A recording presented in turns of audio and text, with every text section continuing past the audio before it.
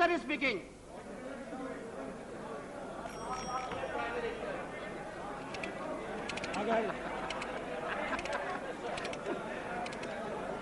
शांति से सुनो भाई, शांति से सुनिए।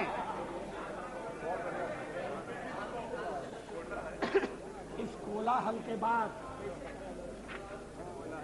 अगर सदन मुझे शांति से सुनने के लिए मन बना सके तो मैं बड़ा आभारी हूंगा।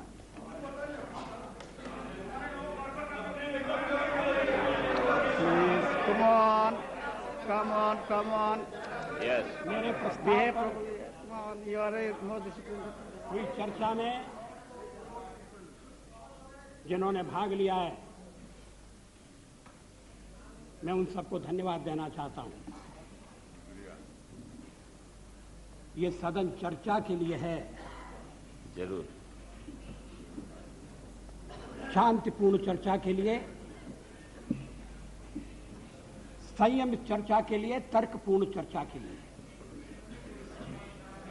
कुछ मित्रों का प्रयत्न था कि कोई चर्चा न हो, तत्काल वोट ले लिया जाए और वो यहां से निकलते ही कुर्सी पर जाकर बैठ जाए। Like a child.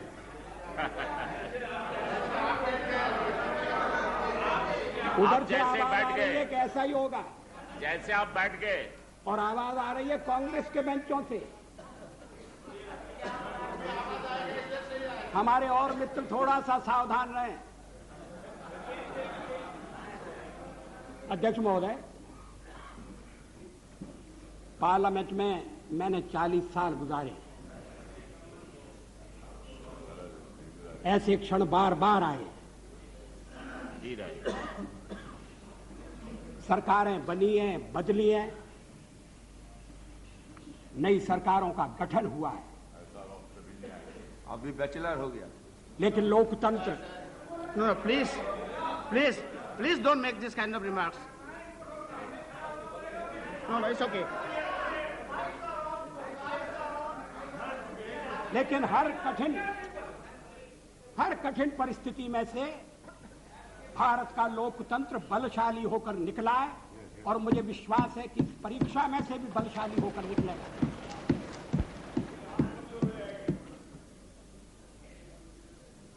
मैंने 40 साल आलोचना की है।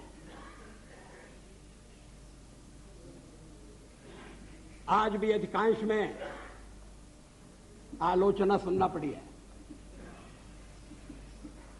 मराठी में एक कहावत है, निंदका से घर असावे शेजारी। निंदक नियरे राखिए आंगन कुटी छबाए। निंदा करने वाले को पास में रखना चाहिए। चापलूस नहीं तो बिगाड़ देंगे। अगर निंदक रहेगा तो बिना साबुन और पानी के सफाई करता रहेगा। जिन मित्रों ने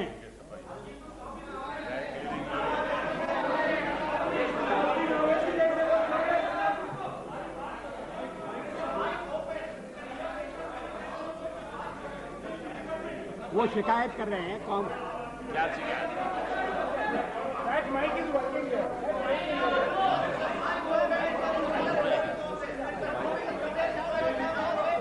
What is happening? अध्यक्ष महोदय,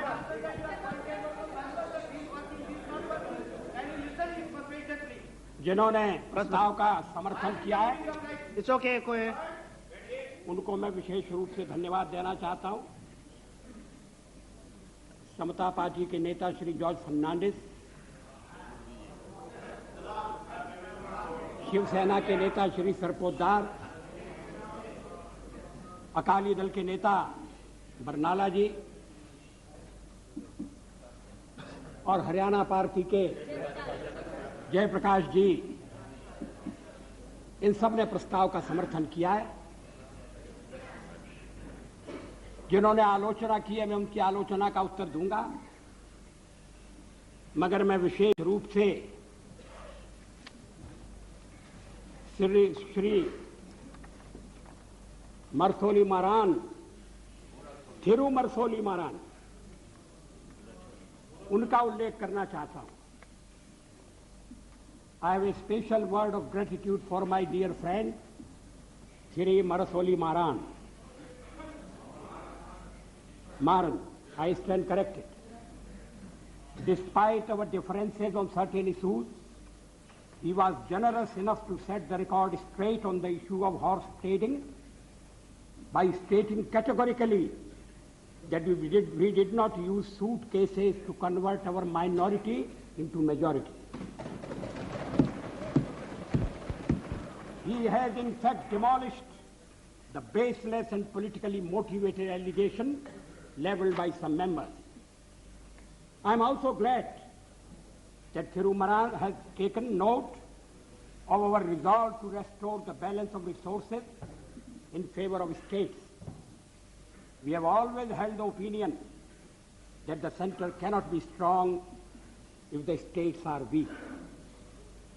Thiru Maran is disturbed over our advocacy of one nation, one people, one culture. I am happy that he shares our perception of one nation.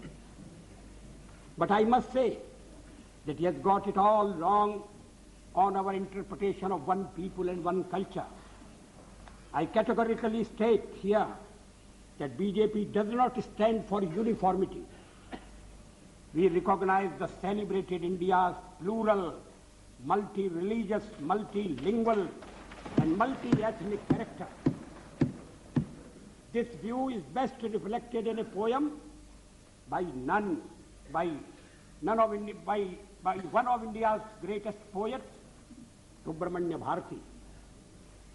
The poem is entitled Antai, or My Mother. Bharati says, I would like to read in Tamil. Muppadu Kodi Muhyamuyal Uir Mohipuram Andra Deyal Ivar Chappumoji Padinet Deyal Anil Chindanai Andra Deyal.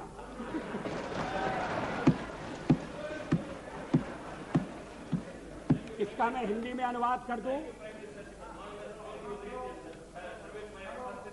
Thank you. This is not for the first time. I read something in Tamil in my address to the United Nations. इसका हिंदी अनुवाद इस प्रकार है. 30 कोटि, उस समय देश की आबादी 30 करोड़ थी. 30 कोटि मुखमंडल वाली है मेरी मां. एक है उसकी काया और आत्मा. भाषाएं वो 18 बोलती है, किंतु एक है उसका चिंतन.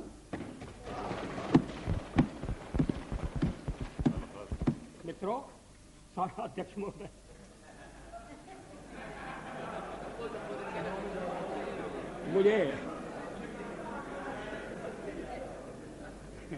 मुझ पर आरोप लगाया गया है और यह आरोप मेरे हृदय में घाव कर गया है. आरोप यह है कि मुझे सत्ता का लोभ हो गया है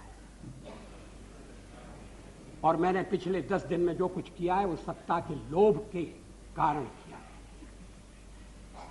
अभी थोड़ी देर पहले मैंने उल्लेख किया कि मैं 40 साल से सदन का सदस्य हूं. सदस्यों ने मेरा व्यवहार देखा है, मेरा आचरण देखा है. जनता दल के मित्रों के साथ मैं सत्ता में भी रहा हूं. कभी हम सत्ता के लोभ से गलत काम करने के लिए तैयार नहीं. यहां श्री शरद पवार बैठे हैं. जब मेरे मित्र जसवंत सिंह जी भाषण कर रहे थे तो शरद पवार नहीं थे. वो जसवंत सिंह जी कह रहे थे कि किस तरह से शरद पवार ने अपनी पार्टी तोड़कर हमारे साथ सरकार बनाई थी, सत्ता के लिए बनाई थी या महाराष्ट्र के भले के लिए बनाई थी, ये अलग बात है. मगर उन्होंने अपनी पार्टी तोड़कर हमारे साथ सहयोग किया. मैंने तो ऐसा कुछ नहीं किया. बार बार इस चर्चा में एक स्वर सुनाई दिया है कि वाजपेयी तो अच्छा है मगर पार्टी ठीक है.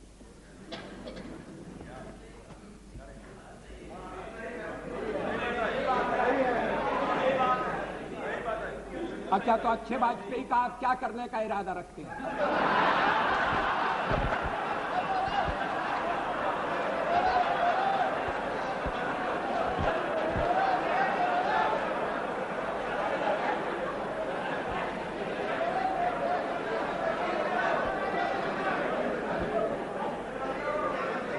अध्यक्ष महोदय, मैं नाम नहीं लेना चाहता, मैं शरद जी का भी नाम नहीं लेना चाहता,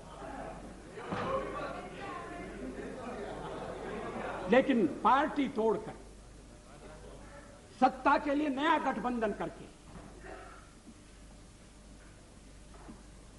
अगर सत्ता हाथ में आती है तो मैं ऐसी सत्ता को चिमटे से भी छूना पसंद नहीं करता।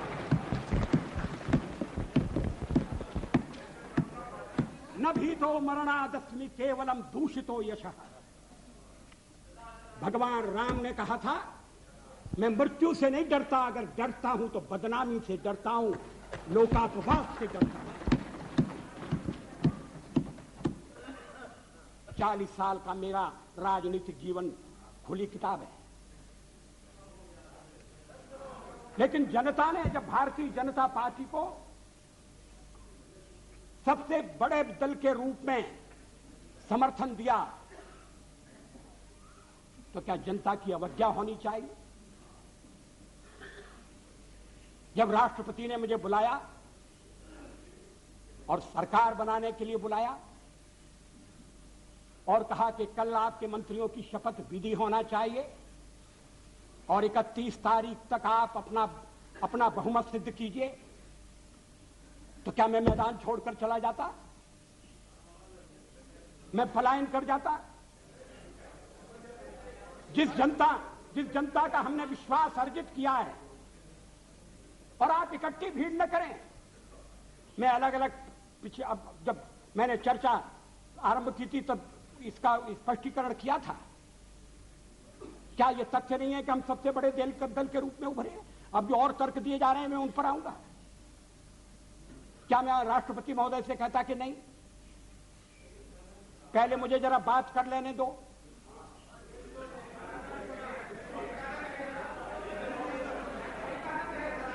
जब वो कह रहे हैं कि कल शपथ विधि होगी और मुझे समय दे रहे हैं 31 तारीख तक का, तो मैंने कहा कि 31 तारीख के जो समय दिया जा रहा है उसका मैं सदुपयोग करूंगा, अन्य दलों से चर्चा करूंगा, उनका समर्थन प्राप्त करने का प्रयास करूंगा, एक कॉमन प्रोग्राम के आधार पर हम आगे बढ़ सकें, इस तरह का वातावरण बनाने की कोशिश करूंगा। इसमें क्या आपत्ति की बात है? इसमें कौन सा सत्ता का लोभ है? और फैसला केवल मेरा अकेला नहीं था, पार्टी का फैसला था। अध्यक्ष महोदय, आखिर जब एक बार 31 तारीख शक्ति परीक्षण के लिए तय हो गई, और शक्ति परीक्षण पार्लियामेंट में ही हो सकता है, राष्ट्रपति भवन में या राजभवन में हो, या तो इसका तो हमने कभी प्रतिपादन नहीं किया, तो सदन की बैठक बुलाना जरूरी था। सदन की बैठक में राष्ट्रपति का अभिभाषण जरूरी था।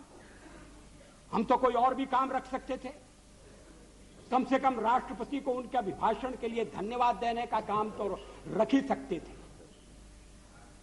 लेकिन ऐसा आपने ऐसा नहीं होने दिया, और मैंने भी संदेह पैदा हो इसलिए इस बात पर जोर नहीं दिया। जल्दी से जल्दी पहला अवसर, और इसलिए 27 तारीख और 28 को आज फैसला होने जा रहा है। हम बल दे सकते थे कि नहीं, हमें 31 तक का समय दिया गया है, हम कुर्सी पर बैठे रहेंगे। अध्यक्ष महोदय, कमर के नीचे वार नहीं होना चाहिए, नियत पर शक नहीं होना चाहिए। मैंने ये खेल नहीं किया है, मैं आगे भी नहीं करूंगा। लोकतंत्र एक व्यवस्था है। अब अब गिनाया जा रहा है आपको कितने % वोट मिले। हमने जो वेस्टमिनिस्टर की पद्धति अपनाई है उसमें वोट नहीं गिने जाते हैं, प्रतिशत नहीं देखा जाता है, उसमें सीटें देखी जाती हैं। दोनों काम साथ नहीं हो सकते। ये कोई लिस्ट पद्धति वाला प्रोपोर्शनल रिप्रेजेंटेशन नहीं है। और मैं इस पद्धति के दोषों को पहले से इंगित करता रहा हूं। कभी कभी ऐसा हो सकता है कि जिस दल को देश में बहुमत न हो, वो दल अधिक सीटें लेने में सफल हो जाए। कभी कभी ऐसा भी हो सकता है कि वोट ज्यादा हो और सीटें कम हो। 1% वोट के अंतर से केरल में संयुक्त सरकार बनी, एक सरकार हट गई। 1% वोट का फर्क था। अब ये जो सीटों का अंतर है, इसको मानकर चलना पड़ेगा। अब इस समय आपके वोट कितने, तो फिर मैं गिनाता हूं आपके अलग अलग वोट कितने, और वो गिनती आपके लिए घाटे की गिनती होगी। लेकिन आप कह रहे हैं कि नहीं, हम तो इकट्ठे हो रहे हैं। किस लिए इकट्ठे हो रहे हैं? क्या देश में स्थिर सरकार देने के लिए इकट्ठे हो रहे हैं? जवाबदेह सरकार देने के लिए इकट्ठे हो रहे हैं? मैं फिर उसको दोहराना नहीं चाहता। आपका अभी तक कार्यक्रम नहीं बना है।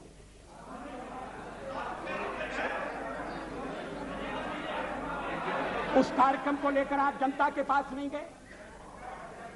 जिस जनादेश की आप बात कर रहे हैं, परसेंट वोट की बात कर रहे हैं, वो अलग अलग प्रदेशों में मिला है, अलग अलग कारणों से मिला है।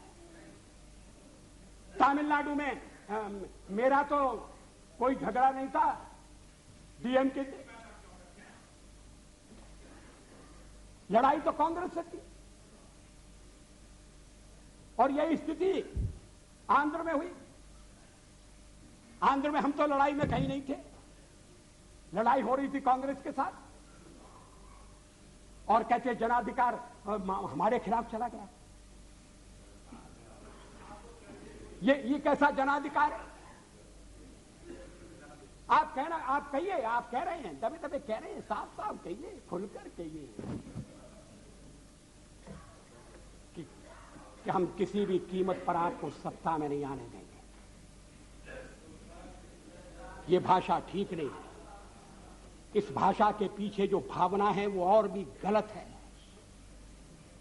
हिटलर का हुआ खड़ा किया जा रहा है इस सदन में। फासिस्ट वाद पैदा हो रहा है। इस तरह की यहां जो पहली बार सदन में आए, जिन्हें सदन की मर्यादा का भी पता नहीं है, वो इस तरह की भाषा बोल रहे हैं। मैं 40 साल से हूं पार्लियामेंट में।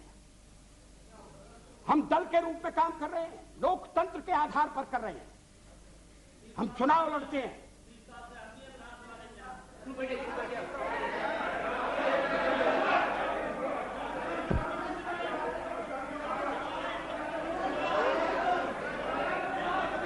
प्लीज अध्यक्ष महोदय, please have patience to listen. गठबंधन बनाकर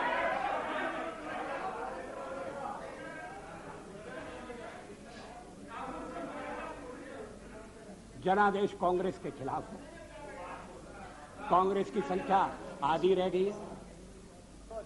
अलग अलग क्षेत्रों में अलग अलग ढंग से लोगों ने अपनी राय प्रकट की है। अब सब अगर इकट्ठे आ रहे हैं और कांग्रेस का समर्थन प्राप्त कर रहे हैं, और कांग्रेस समर्थन देने को तैयार है।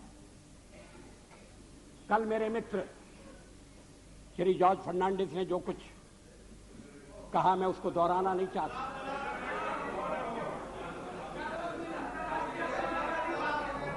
अगर आप चाहें तो फैसला कर सकते हैं कि भाई हमने एक दूसरे को गाली दी होगी, मगर चलो छोड़ो, आज तो सबको मिलकर बीजेपी को गाली देना है। अगर ये सामूहिक निर्णय है, मुझे कुछ कहना नहीं, लेकिन इस तरह का निर्णय नकारात्मक होगा, इस तरह का निर्णय प्रतिक्रियात्मक होगा, इस तरह का निर्णय केवल हमें आने से रोकने के लिए होगा, और ये लोकतंत्र को स्वस्थ बनाने वाली परंपरा नहीं डालेगा। ये आज मैं आपको चेतावनी देना चाहता हूं। हम तो प्रतिपक्ष में बैठने के लिए तैयार हैं। अध्यक्ष महोदय, जब मैं राजनीति में आया मैंने कभी सोचा भी नहीं था कि मैं एमपी बनूंगा। मैं पत्रकार था और ये राजनीति, जिस तरह की राजनीति चल रही है, मुझे रास नहीं आती।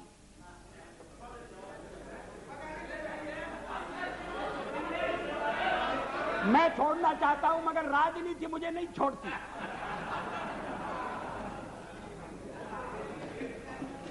विरोधी दल का नेता हुआ, आज प्रधानमंत्री हूं, थोड़ी देर बाद नहीं रहूंगा।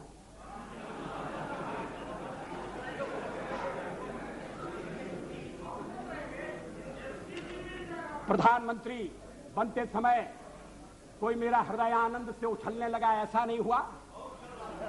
और सब कुछ छोड़ छाड़ कर जब चला जाऊंगा तब भी मेरे मन में किसी तरह की म्लानता होगी, ऐसा आप मत समझिए। लेकिन फिर मैं कुछ मुद्दों को उठाना चाहता हूं। हमारे फिर एक दूसरा आरोप लगाया जा रहा है, आरोपों की झड़ी लगाई जा रही है। आपने अनेक महत्वपूर्ण मुद्दों को छोड़ दिया। राष्ट्रपति के अभिभाषण में राम मंदिर की चर्चा नहीं है, 370 धारा समाप्त करने का उल्लेख नहीं है, और शादी ब्याह के समान कानून बनाने के बारे में भी जिक्र नहीं है। आपने स्वदेशी का भी परित्याग कर दिया। और ये बातें इस तरह से कही गई हैं जैसे ये बातें कहने वाले हमारे इस परित्याग से बड़े दुखी हैं। वो तो इन बातों की आलोचना करते रहे हैं, हमें इसलिए दोषी ठहराते रहे हैं कि हम राम मंदिर बनाना चाहते हैं। 370 हम खत्म करने की बात कर रहे हैं, हम देश की एकता कैसे कायम रखेंगे? शादी ब्याह का समान कानून हो, भले ही संविधान में लिखा हो, भले ही सुप्रीम कोर्ट ने मोहर लगा दी हो, आप कैसे कह सकते हैं? अगर आप कहेंगे तो आप देश की एकता के तोड़क होंगे। और हम अगर कहते हैं कि नहीं, ये हमारे इस समय के कार्यक्रम में नहीं है, हाँ इस समय का इसलिए कि हमें बहुमत नहीं है। हाँ सही है, कोई छुपना छुपाने की बात नहीं है। बहुमत मिलने से करते आखिर हम बहुमत के लिए लड़ रहे हैं। ये है cat out of bag, now cat is out of bag. आखिर हम बहुमत, आखिर हमें जो जनमत मिला है, अगर आपको उस जनमत ने स्वीकार कर दिया है तो हमें भी पूरी तरह स्वीकार नहीं किया। हम तो बहुमत चाहते थे लेकिन बहुमत हमें नहीं मिला। अब हम सबसे बड़े दल के रूप में उभरे हैं तो हमारा प्रयास है कि कोई आम सहमति से कोई चीज बने, कोई चीज चले। और इसीलिए हमने विवाद की बातों का उल्लेख नहीं किया। इस पर क्या आपत्ति है? अभी यूनाइटेड फ्रंट बनने जा रहा है, बहुत अच्छा, बन गया तो बहुत अच्छा। अभी कार्यक्रम बनने वाला है, वो भी बन गया। तो क्या उस कार्यक्रम में मार्क्सिस्ट पार्टी की जितनी भी विचारधारा है, मार्क्सिस्ट पार्टी का जितना कार्यक्रम है, वो ज्यों का त्यों पूरे का पूरा समाविष्ट कर लिया गया है। और अगर कर लिया गया है तो मार्क्सिस्ट पार्टी फिर सरकार से दूर क्यों रह रही है? जब संयुक्त मोर्चा बनता है, जब अनेक दल निकट आते हैं, साथ आते हैं, तो फिर हरेक को कुछ ना कुछ चीज छोड़ना पड़ती है। 1977 में भी हम 370 के समर्थक, 70 को समाप्त करने के समर्थक थे। ये रामविलास जी पासवान बैठे। 1977 में भी हम एटम बम बनाने के हक में थे। लेकिन हमने जब देखा कि लोकतंत्र पर संकट आया है, बाकी की सारी बातें इस समय एक तरफ रखने की जरूरत है और लोकतंत्र को बचाने की आवश्यकता है। इमरजेंसी के कारण लोकतंत्र खतरे में पड़ा था, देश एक जेल खाने में बदल गया था। हमने कहा कि मिलकर चलें और इस आने वाले अधिनायकवाद को रोकें। किसी ने हमको उस समय नहीं कहा कि आप 370 कहां छोड़ आए, किसी ने नहीं कहा और ठीक नहीं कहा। जब आप संयुक्त मोर्चा बनाएंगे तो हर एक पार्टी को थोड़ा थोड़ा अपना छोड़ना पड़ेगा, अपना थोड़े अपने विचारों को, कार्यक्रमों को अलग रखना पड़ेगा। और राष्ट्रपति ने अगर 31 तारीख तक का समय दिया तो इसीलिए दिया, राष्ट्रपति को मालूम था कि मेरा बहुमत नहीं है, लेकिन बड़ी पार्टी के रूप में उन्होंने बुलाया और 31 तक का समय दिया और दलों से बात करो, विचार विनिमय करो, इस बात का प्रयत्न करो कि कोई स्थिर सरकार बन जाए, स्थायी सरकार बन जाए। ये और देशों में भी होता है और ये होने लगा था। इसलिए कि आपने सबसे ज्यादा टांग अड़ाई।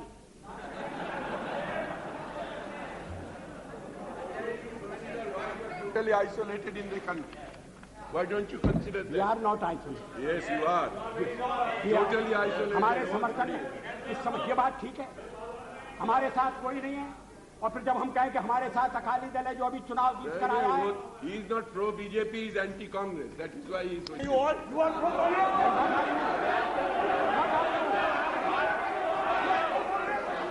Congress. Pro Congress. Pro Congress. You are pro Congress. Declare.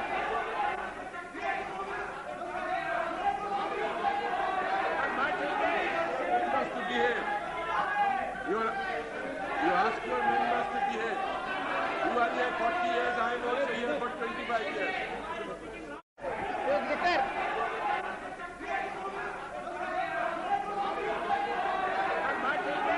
Members to behave. You ask your members to behave. You are here 40 years, I am also here for 25 years. I am also entitled to respect. What the Honorable Prime Minister is saying all the time, as if it was our solemn obligation to keep him in power. That is what we have been trying to find out from yesterday. If the majority of the members are not supporting you, is it the fault of the members? Other members who are not supporting you? I have got my own perception. I have got my own policies and programs. He is all the time accusing others as if we are entering into some combination. Does that justify him to remain in power without having the majority? Is this the way you are?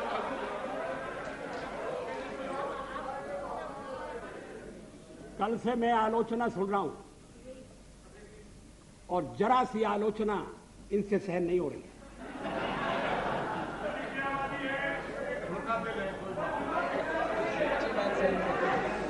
अगर मतदाता ने किसी एक दल को स्पष्ट बहुमत नहीं दिया तो क्या मेरा दोष है?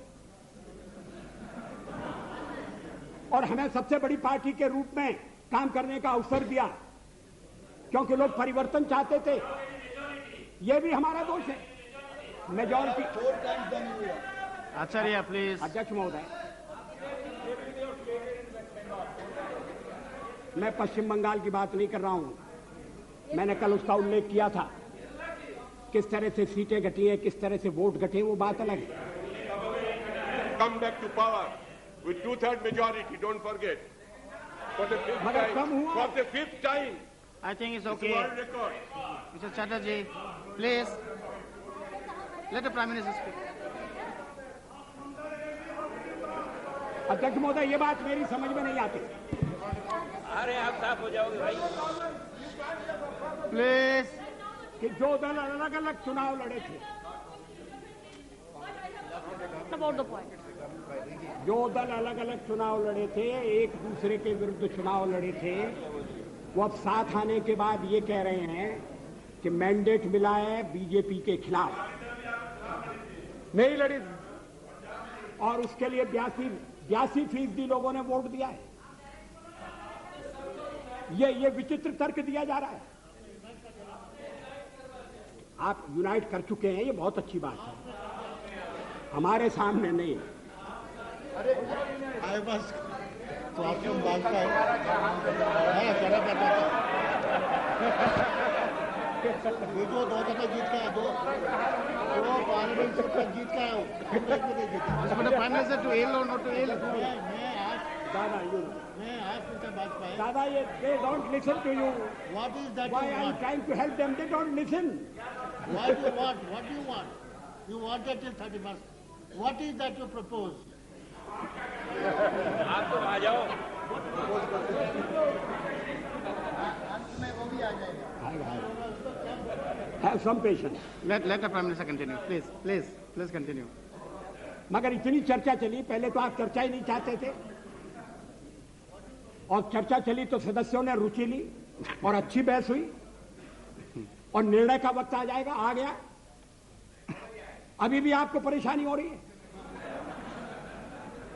इतनी जल्दी सत्ता में जाने की। मुझे वो दिन याद है जब जनता पार्टी को तोड़कर आप चौधरी चरण सिंह जी को साउथ ब्लॉक ले गए थे और उनकी कुर्सी के पीछे खड़े होकर आपने फोटो खिंचवाया।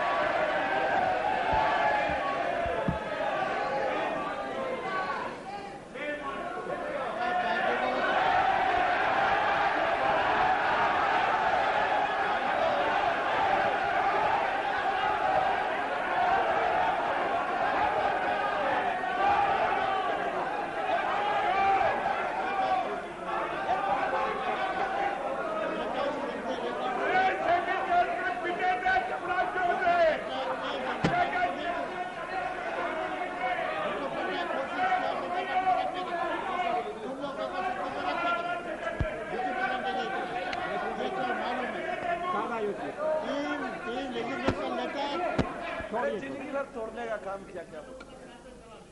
ये दूसरे प्रोटेक्ट किया। मैंने तो भय कर दिया। अध्यक्ष महोदय, मैंने कर दिया। I think, Mr. Patnaik, How can you say that? Mr. Patnaik, Prime Minister बोल रहे हैं। Mr. Patnaik, please sit down. Please sit down. Let the Prime Minister continue. Please.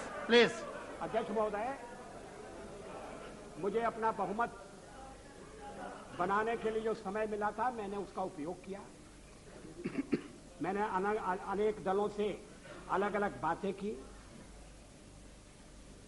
कुछ दल हमारे साथ आए हैं, कुछ दलों ने अपनी कठिनाई प्रकट की है। कुछ दलों का कहना है कि आपके साथ आने में हमें एक ही आपत्ति है कि हमारे कुछ वोट जाने का खतरा है। भारतीय जनता पार्टी के सहयोग के कारण अगर वोट जाते हैं, मैं समझ सकता हूं कि हर राजनीतिक दल को वोटों की चिंता करनी है, मगर ये वोटों का खेल किस सीमा तक जाएगा, किस हद तक जाएगा? क्या इसके सामने देश हितों की उपेक्षा कर दी जाएगी? हम माइनॉरिटीज की बात करते हैं कि उन्हें पूरा संरक्षण मिलना चाहिए, बराबर का अवसर मिलना चाहिए, अधिकार होना चाहिए, तो हमें कहा जाता है कि हम जो कुछ कहते हैं उस पर आचरण नहीं करते। आखिर सदन में बातचीत हो सकती है, चर्चा हो सकती है। जिन प्रदेशों में हमारी सरकारें मिली है, बनी है, वहां आचरण हो सकता है। और आप हमें केंद्र में समय देकर देखो और हम सारी बातें अमल में लाकर दिखा देंगे। मगर ये मेरी समझ में नहीं आया कि जो सबसे बड़ी माइनॉरिटी है उसकी तो चिंता है, मगर जो 2% है, अभी बरनाला जी का दर्द आपने सुना, उसकी पीड़ा नहीं। अध्यक्ष महोदय, मुझे वो दिन याद है, दिल्ली में दंगों के बाद और सिख भाइयों के कत्लेआम के बाद मेरा भाजपा का एक कार्यकर्ता मुझसे रात के अंधेरे में मिलने के लिए आया। मैं उसको पहचान नहीं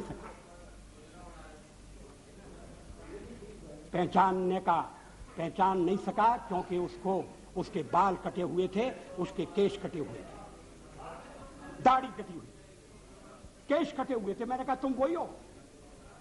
तुमने ये क्या रूप बनाया? रात में क्यों आए हो? चुप कर क्यों आए हो? चोरी छिपे क्यों आए हो? कहा मैं दिन में आपके पास नहीं आ सकता, मैं केश धारण करके बाहर नहीं निकल सकता, इसलिए मैंने केशों की बलि चढ़ा दी है। मैंने दाढ़ी से भी मुक्ति मांग ली है और मैं रात को आया हूं आपके पास अपना दुखड़ा रोने के लिए, अपनी व्यथा रोने के लिए।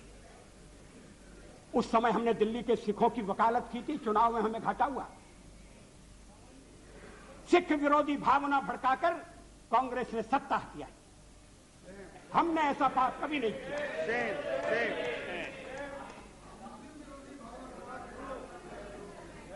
दोनों गलत है, मगर आप सिखों पर हुए अत्याचार की निंदा नहीं करते, नहीं करते। बिल्कुल करते हैं, नहीं 10 साल बहुत बार किए हैं, हाउस में किए हैं, कितने बार किए हैं। पार्लियामेंट में कब किया, हाउस में कब किया? सारे अपराधी पकड़े नहीं गए। Number of times we raise this issue, why is making such allegation. Mulayam ji,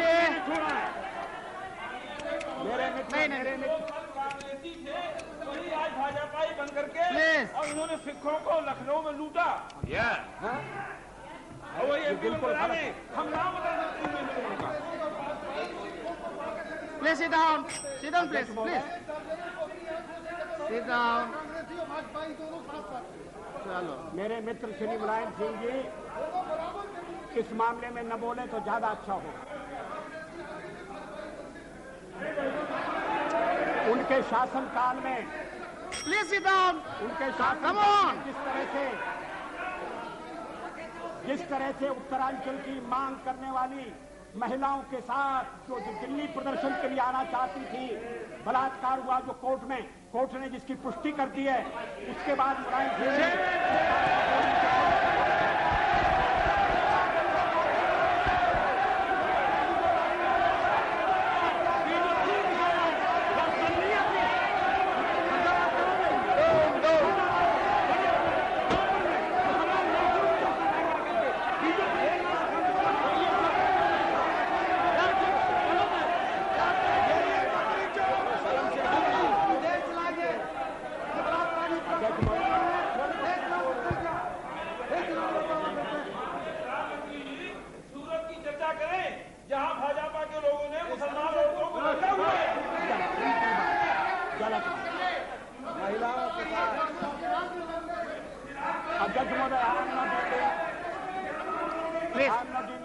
Please sit down. You have made it your point. Please, no. Please sit down. No. ये सभी मित्र कल से लेकर आज तक बोलते रहे। अब मेरी बारी आई है तो ये मेरा मुंह बंद करना चाहते हैं, ये होने वाला नहीं है। और अगर संख्या बल के आधार पर ये करने का आप प्रयास करेंगे तो हमें सदन के बाहर ये विचारों की लड़ाई ले जाना पड़ेगी।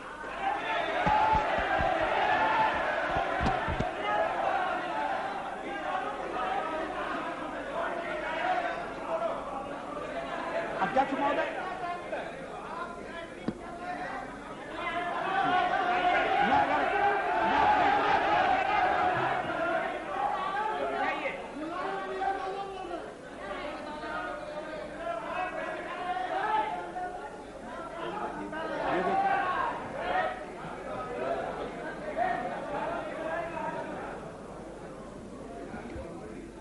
अध्यक्ष महोदय,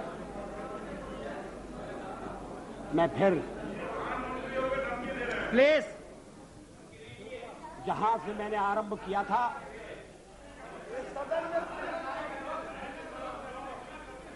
वहां अपने भाषण को ले जाना चाहता हूं। देश में ध्रुवीकरण नहीं होना चाहिए, न सांप्रदायिक आधार पर, न जातीय आधार पर, न राजनीति ऐसे दो खेमों में बंटनी चाहिए कि जिनमें संवाद न हो, जिनमें चर्चा न हो। देश आज संकटों से घिरा है और ये संकट हमने पैदा नहीं किए। जब जब कभी आवश्यकता पड़ी, संकटों के निराकरण में हमने उस समय की सरकार की मदद की है। उस समय के प्रधानमंत्री नरसिंह राव जी ने भारत का पक्ष रखने के लिए मुझे विरोधी दल के नेता के नाते जेनेवा भेजा था और पाकिस्तानी उसे देखकर चमत्कृत रह गए। उन्होंने कहा कि ये कहां से आए हैं, क्योंकि उनके यहां विरोधी दल का नेता ऐसे राष्ट्रीय कार्य में भी सहयोग देने के लिए तैयार नहीं होता। वो हर जगह अपने सरकार को गिराने के काम में लगा रहता है। ये हमारी परंपरा नहीं है, ये हमारी प्रकृति नहीं है और मैं चाहता हूं ये परंपरा बनी रहे, ये प्रकृति बनी रहे। सत्ता का खेल तो चलेगा, सरकारें आएंगी जाएंगी, पार्टियां बनेगी बिगड़ेंगी, मगर ये देश रहना चाहिए, इस देश का लोकतंत्र अमर रहना चाहिए। क्या ये आज के वातावरण में कठिन काम नहीं हो गया है? ये चर्चा तो आज समाप्त हो जाएगी, मगर कल से जो अध्याय शुरू होगा उस अध्याय पर थोड़ा गौर करने की जरूरत है। ये कटुता बढ़ना नहीं चाहिए। मैं नहीं जानता यूनाइटेड फ्रंट ने श्री देवेगौड़ा को किस आधार पर अपना चौथे नंबर का नेता चुना है। वो यूनाइटेड फ्रंट की फर्स्ट चॉइस नहीं थे, वो तो फोर्थ चॉइस थे। मगर जो इनकी फोर्थ चॉइस थे अब वो देश की फर्स्ट चॉइस होने वाले हैं। मैं समझ सकता था नहीं, और उसका कारण ये है, अध्यक्ष महोदय मुझे खेद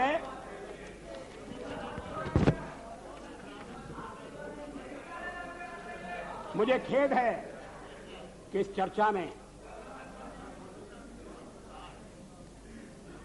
ऐसे संगठनों का नाम लिया गया, उन्हें यहां घसीटने की कोशिश की गई, जो स्वतंत्र संगठन है, जो अपने राष्ट्र निर्माण में चरित्र निर्माण के काम में लगे।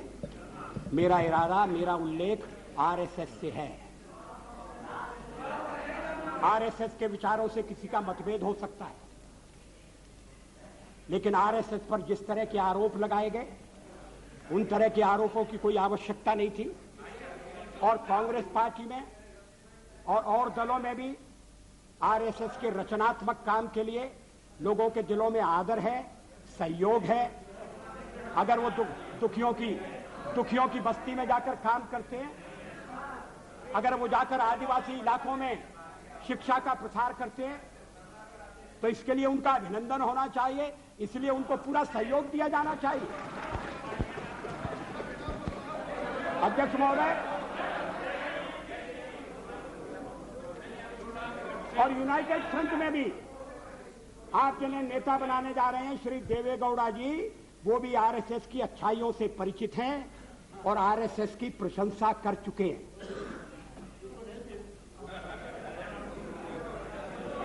अभी आरएसएस की 20th एनिवर्सरी हुई थी। आरएसएस की ओर से संगठन के नेता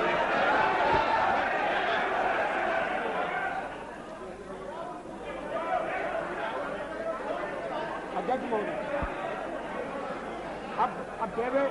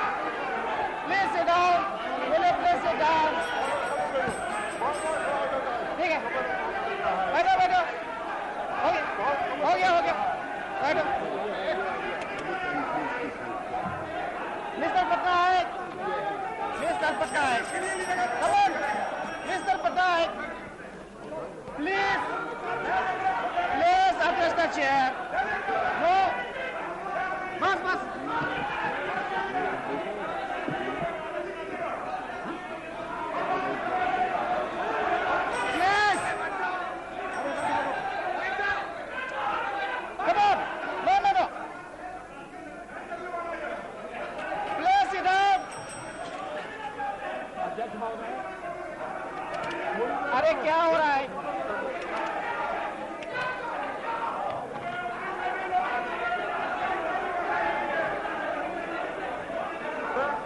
कल मंत्रिमंडल बन जाएगा तो लड़ने लगोगे, आज खड़े होते हो साथ में।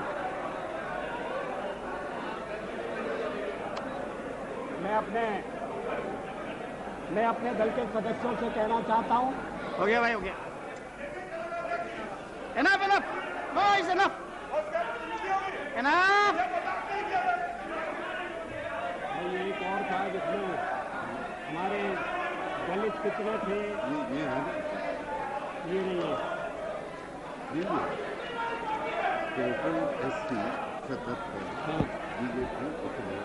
अध्यक्ष महोदय,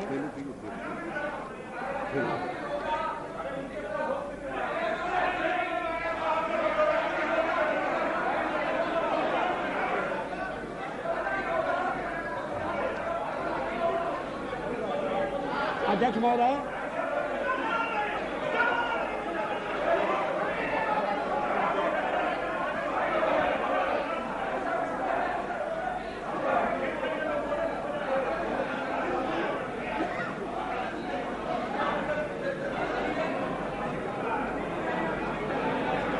अध्यक्ष महोदय, Order, please.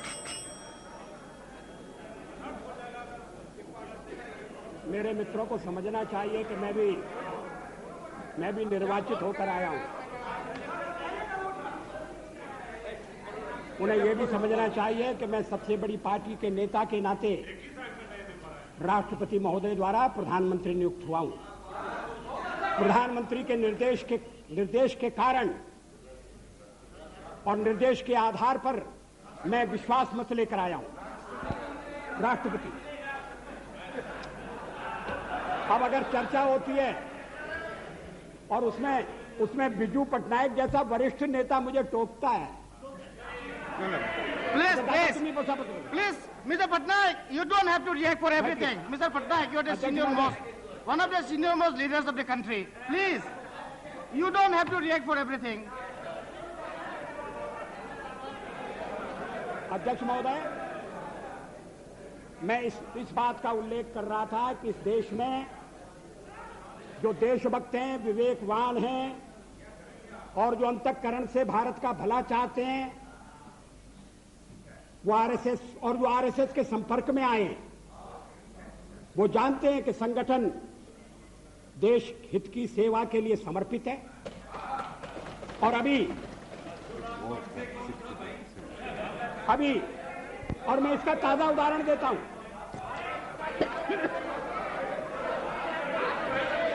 मैं इस बात का उल्लेख नहीं कर रहा कि चीनी आक्रमण के बाद पंडित नेहरू के नेतृत्व में रिपब्लिक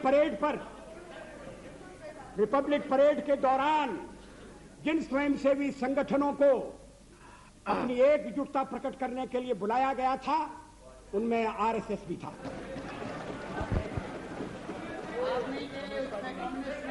स्वर्गीय, उसमें कम्युनिस्ट नहीं थे। कम्युनिस्ट तो क्या भूमिका अदा कर रहे थे, मैं कहना नहीं चाहता। श्री लाल बहादुर शास्त्री के जमाने में वो भी भारत के प्रधानमंत्री थे, लोकप्रिय प्रधानमंत्री थे। जब देश पाकिस्तान के साथ हमारी लड़ाई हुई और उन्हें दिल्ली में कंट्रोल करने के लिए और ऐसे शिक्षित लोगों की आवश्यकता थी, तो आरएसएस के स्वयंसेवक या कंट्रोल करते थे, ट्रैफिक को कंट्रोल करते थे। किसी ने उन पर आपत्ति नहीं की। अभी इमरजेंसी के खिलाफ अभी बेंगलोर में एक सम्मेलन हुआ था और जिसको संज्ञा दी गई थी सेकंड फ्रीडम स्ट्रगल की, और उसमें श्री देवेगौड़ा उपस्थित थे। उन्होंने जो भाषण दिया उसका अंश मेरे पास है। मैं कोट कर रहा हूं, RSS is a spotless organization. In my 40 years, वो तो देवेगौड़ा जी तो यहाँ है नहीं।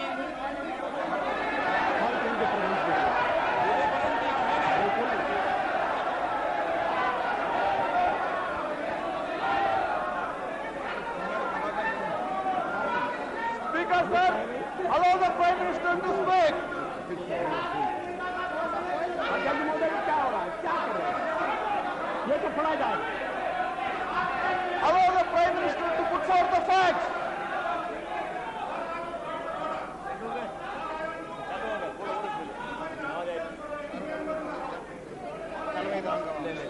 Why don't you take out your rule book? Why don't you take out your procedure of this?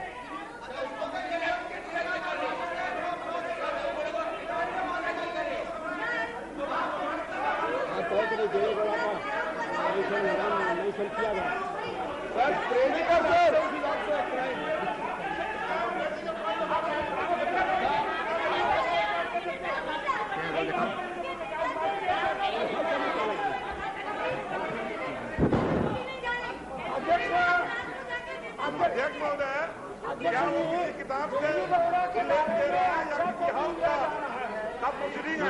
Taking name of somebody. What is the rule about taking name of somebody?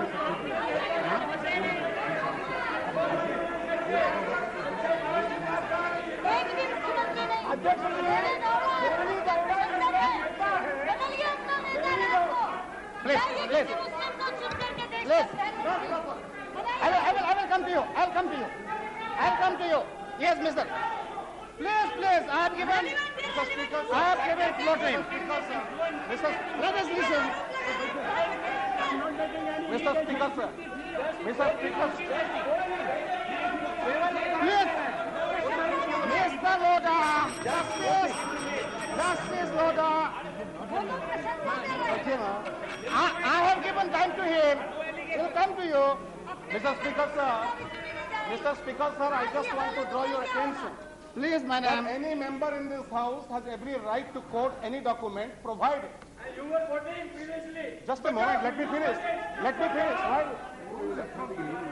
Mr. Speaker, sir, but without any document, before authentication and before your prior permission, and that too, if any person is absent about him, nothing should be made public because he has no right to reply to this house, sir.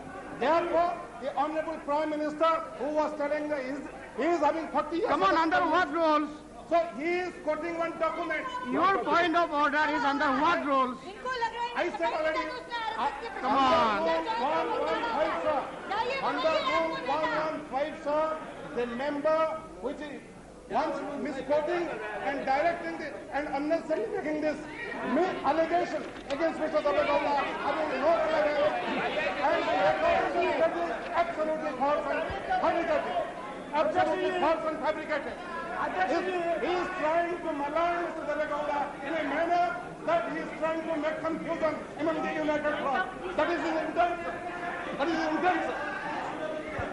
And the Honorable Prime Minister was not there. He was talking below the bed. He is very much going to the debate.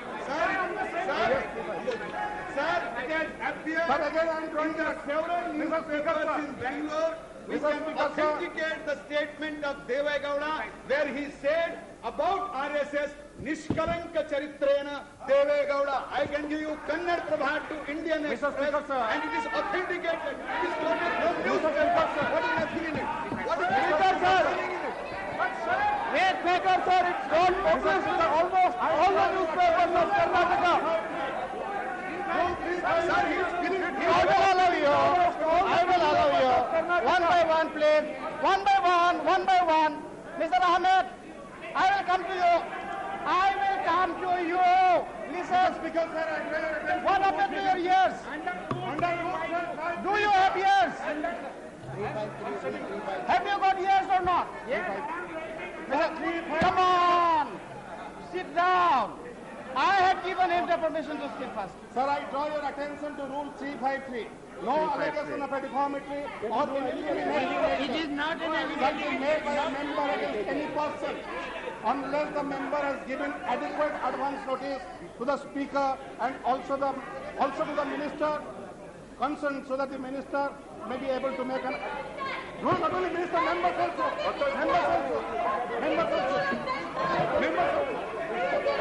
Only quoting the rules. Members also. Therefore, sir, chair can assist us also If you in this want to matter. allege anything So the against chair the can assist minister, also. then a Can fine any notice is member? required to be given to the speaker. Irrelevant rules Yes, exactly. Rule पढ़ते नहीं है, एक rule 353 पढ़ा अरे rule पढ़िए ना, उसको उठा के आप हर पढ़ा एक रहे को हैं। पढ़ना है। ठीक है आप पढ़िए ना। हमने पढ़ मैं लिया, आ रहा हूँ, ठीक है, आपको जवाब नहीं आप आता। पढ़ लीजिए, ठीक है। पढ़ने की जरूरत What नहीं are the है। statements Media- Prime Minister is telling? Mr. Minister, in almost all the newspapers of Karnataka. Honorable Speaker. जवाब नहीं आता, बोलो, एक एक शब्द बोलती हूँ। But again, sir, मेरा he मतलब told नहीं you, था। categorically said, इसकी प्रशंसा कर- reference, a member while speaking shall not, a member while speaking shall not refer to any matter the judicial decision is pending, make personal reference by your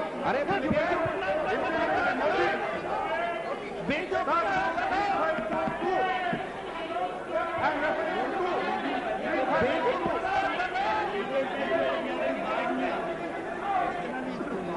Rule 3522.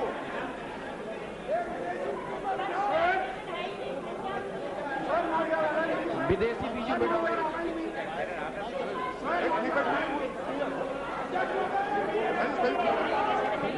Yes. Have you finished? Mr. Jena, have you finished? Anyway, you have finished. Honorable Speaker, The rule 353. let us listen to him. Sir, the rule 353 is very clear. No allegation of Questions to be divided, to be decided. You know, I think it will be. I don't like to give a final ruling on that. If the Prime Minister can avoid it at the moment. Yes. I'm sorry. Will you allow me to? Yeah, Prime Minister. अध्यक्ष महोदय, मैं बेंगलोर में आयोजित एक समारोह का उल्लेख कर रहा हूं, जिस समारोह में अन्य लोगों के अलावा श्री देवे गौड़ा उपस्थित थे। वो इमरजेंसी के खिलाफ आयोजित समारोह था। वो उस समारोह की तारीख है 26 जून 1995। अगर श्री देवे गौड़ा का बयान गलत होता, अगर जो अखबार में छपाए और क्या सब अखबारों में गलत बयान छपता? आप सुनिए। No, please. अध्यक्ष महोदय, इस बयान का कोई खंडन नहीं आया। श्री देवे गौड़ा अगर इस बयान को गलत समझते, अगर ये मिस रिपोर्ट हुआ है तो खंडन भेज सकते थे, क्लैरिफिकेशन भेज सकते थे। ऐसा तो उन्होंने नहीं किया। अब अध्यक्ष महोदय,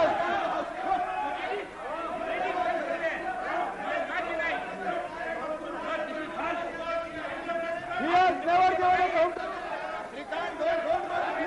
The statement has come in all the newspapers. It has come in almost all the newspapers of Karnataka. Mr. Speaker, sir, this statement has never been denied. It has never been contradicted. It stands as it is. We have never seen any contradiction. Show me the contradiction. We don't have any public contradiction. Yeah, we have the statement. अध्यक्ष महोदय, how can you prevent Yes, him absolutely. from reading You this? are misleading the House. Joshi, Mr. Prime Minister, now the Honorable Member, Mrs. Jena, is now on record. Please.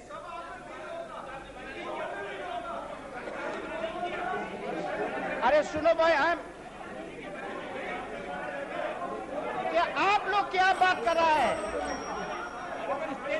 Please tell them. Sir, we have an audio and video cassette of that program. We have the audio and video cassette of that program. What he is saying, I'm ready to submit in the House the audio and video cassette of the program. What the regular says. We have an audio and video cassette. What he's talking about. Yes, we are. He's misleading the House. I can give you the audio and video cassette of the program. अरे बाबा चुप रहो ना। The House can view the audio and video cassette. अरे हमने programme किया, we organize the program. He came to our office. I have the audio and video cassette. I didn't give it to them.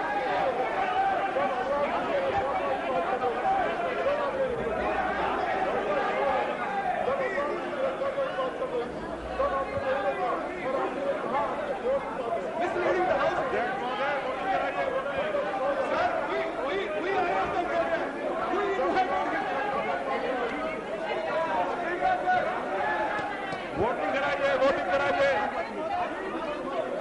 अरे बैठिए ना, बैठो, हमको कुछ काम करने दो, बैठो ना, बैठो। Please, speakers. Uma ji, come on, let us conduct the house. Speaker ji, come on, please. I want to do.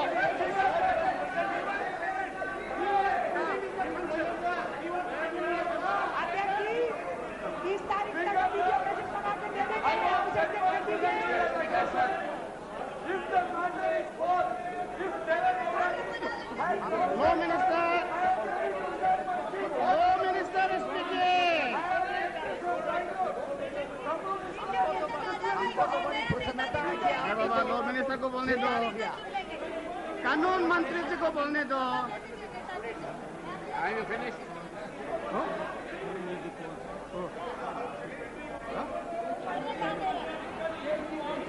भाई साहब एक और तो आप विरोध करते हैं सर, एक थोड़ा जो भी आगे से अभी हाँ? We have already contradicted. But if the Prime Minister wants to read, let him read. जो आरएसएस का प्रशंसा करे, आरएसएस की शाखा में गया हुआ है। Come on. Okay. All right. If the Prime Minister, Shino Baba, I'm here. If the Prime Minister is willing to authenticate the document, go ahead. Mr. Speaker, apart from authenticating the document, we have not present to present the meeting. I submit only one thing. Prime Minister is agreed. I submit only one thing for your consideration. Yeah. It is not a small thing that has been said, sir, that the Prime Minister authenticated the document. Please reflect on what you have said. No, a member who quotes a Yes, sir, particular because sentence. you, sir, I do not wish to argue. No. But you said, you first denied Okay. the right to... I modify my And then I these modify my members say- statement. Then Whether the these honourable members member. say that you can quote it, Okay. you go to this. I modify my statement. The honourable member who is quoting, if he is willing to authenticate, it can be quoted. Mr. Speaker, sir, No. No. Let us put an end to this controversy. No. Will you kindly hear me for 2 minutes? Mr. Speaker, I insist that you hear us. He's a law minister.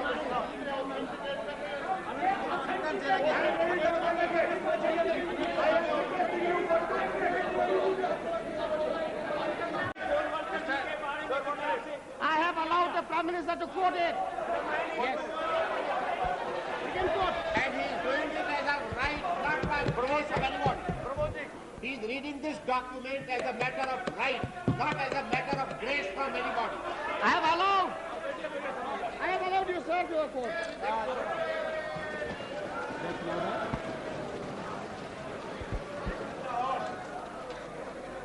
How much time? I am not responsible for this. I am sorry. I must have my say.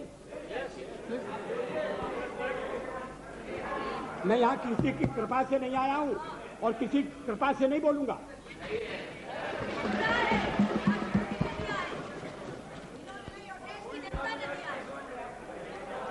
इस चर्चा में RSS का नाम मैंने नहीं लिया। इस चर्चा में आरएसएस का नाम कॉमरेड इंद्रजीत गुप्ता ने लिया। उन्होंने आरएसएस के साथ हमारे संबंधों का भी निरूपण किया। अब आरएसएस के बारे में क्या राय है, और अगर श्री देवेगौड़ा जैसे व्यक्ति की राय है तो ये अभी तक क्या हुआ था?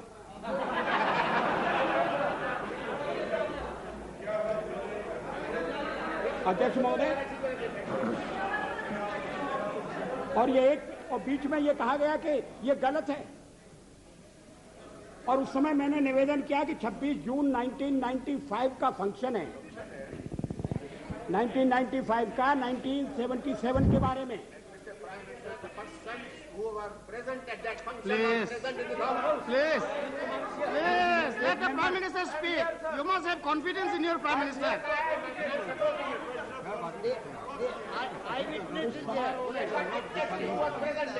उस समारोह में ठीक है ना। Sir, due respect to every time you say your Prime Minister. Our Prime Minister. Prime Minister is Prime Minister. Okay, Prime Minister. Till then, you should not say your Prime Minister. Prime Minister, yes. Please. अध्यक्ष महोदय, RSS ये देवेगौड़ा ने जो कुछ कहा वो इस प्रकार है। RSS is a spotless organization. In my 40 years long political life, not even once I have criticized RSS. The Chief Minister said that he is telling this with utmost responsibility. He said that he had no two opinions regarding RSS active role during emergency. People who were with Mrs. Gandhi during emergency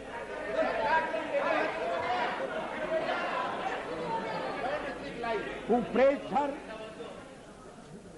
who appreciated emergency, they are today with us and enjoying power. But RSS is the only organization without any black spot. Others have wavered this or that way, Shri Gowda said. अध्यक्ष महोदय, ये मैं देवेगौड़ा की निंदा के लिए नहीं कह रहा हूं। देवेगौड़ा ने आरएसएस का मूल्यांकन किया, सही मूल्यांकन किया, इसके लिए मैं उनकी प्रशंसा करना चाहता हूं। और आप चाहते हैं कि उनकी प्रशंसा भी सदन में न सुनी जाए, और किसी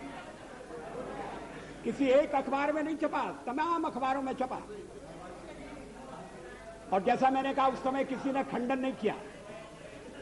अध्यक्ष महोदय, एक बात और इस चर्चा में कही गई जिसका मैं उत्तर देना चाहूंगा कि भारतीय जनता पार्टी को व्यापक जन समर्थन प्राप्त नहीं है। Cow belt, I don't know where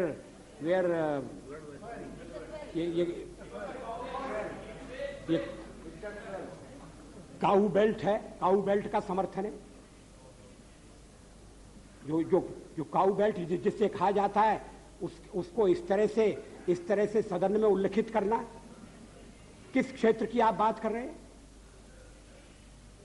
Haryana में हम हरियाणा में जीते, हमने कर्नाटक में समर्थन प्राप्त किया है, और ये ठीक है कि केरल में और तमिलनाडु में हम उतने शक्तिशाली नहीं है, मगर हमारा संगठन है। पश्चिम बंगाल में भी हमें 10% से थोड़ा कम वोट मिला हुआ है। अगर आप वोट की बात करते हैं तो फिर 10% वोट की बात करिए। इस सदन में एक व्यक्ति की पार्टियां, एक व्यक्ति की पार्टी,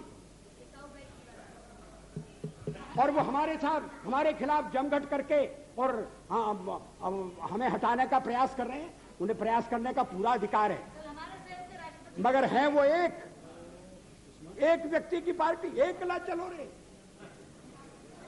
और चलो एकला अपने चुनाव क्षेत्र से, और दिल्ली में आकर हो जाओ इकट्ठे रे। किस लिए इकट्ठे हो जाओ? देश के भले के लिए। स्वागत है, हम भी अपने ढंग से देश की सेवा कर रहे हैं, और अगर हम देशभक्त न होते और अगर हम निस्वार्थ भाव से राजनीति में अपना स्थान बनाने का प्रयास न करते और हमारे इन प्रयासों के पीछे 40 साल की साधना है। ये कोई आकस्मिक जनादेश नहीं है, कोई चमत्कार नहीं हुआ है। हमने मेहनत की, हम लोगों में गए, हमने संघर्ष किया है। पार्टी 365 दिन चलने वाली पार्टी है। ये कोई चुनाव में कुकर मुक्के की तरह से खड़ी होने वाली पार्टी नहीं है। और आज हमें अकारण कटघरे में खड़ा किया जा रहा है क्योंकि हम थोड़ी ज्यादा सीटें नहीं ले सके। हम मानते हैं हमारी कमजोरी है, हमें बहुमत मिलना चाहिए। राष्ट्रपति ने हमें अवसर दिया, हमने उसका लाभ उठाने की कोशिश की है, हमें सफलता नहीं मिली, वो अलग बात है। लेकिन हम फिर भी सदन में सबसे बड़े विरोधी दल के रूप में बैठेंगे और आपको हमारा सहयोग लेकर सदन चलाना पड़ेगा, इस बात को मत भूलिए। मगर सदन चलाने में और ठीक तरह से चलाने में हम आपको पूरा सहयोग देंगे, ये आपको आश्वासन देना चाहते हैं। मगर सरकार आप कैसी बनाएंगे, वो सरकार किस कार्यक्रम पर बनेगी, वो सरकार कैसी चलेगी, मैं नहीं जानता। लेकिन जहां तक दलितों का सवाल है, शेड्यूल कास्ट के टोटल मेंबर्स हैं 77 और उनमें से 29 मेंबर्स बीजेपी के चुने गए।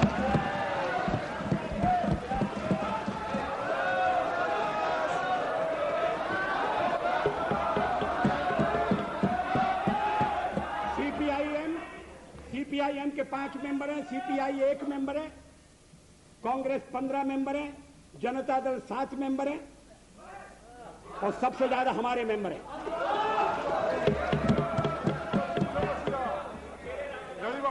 और एसटीसी में भी, शेड्यूल ट्राइब्स में भी total number of seat is 41, BJP 11।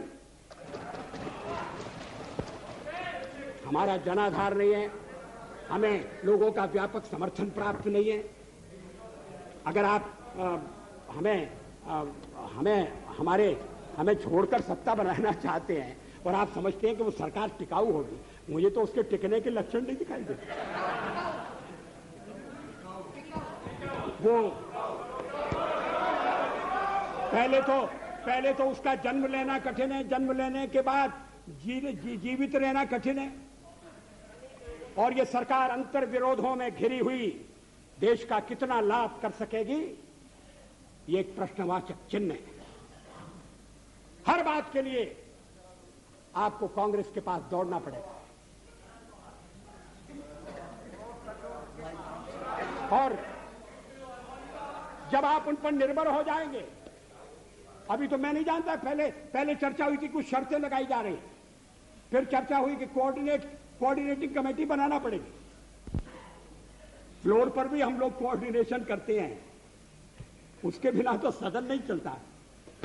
आप सारा देश चलाना चाहते हैं, बड़ी अच्छी बात है, हमारी शुभकामनाएं आपके साथ हैं। हम अपने देश की सेवा के कार्य में जुटे रहेंगे। हम संख्या बल के सामने सर झुकाते हैं और आपको विश्वास दिलाते हैं कि जो कार्य हमने अपने हाथ में लिया है, वो जब तक राष्ट्रीय उद्देश्य पूरा नहीं कर लेंगे, तब तक विश्राम से नहीं बैठेंगे, तब तक आराम से नहीं बैठेंगे।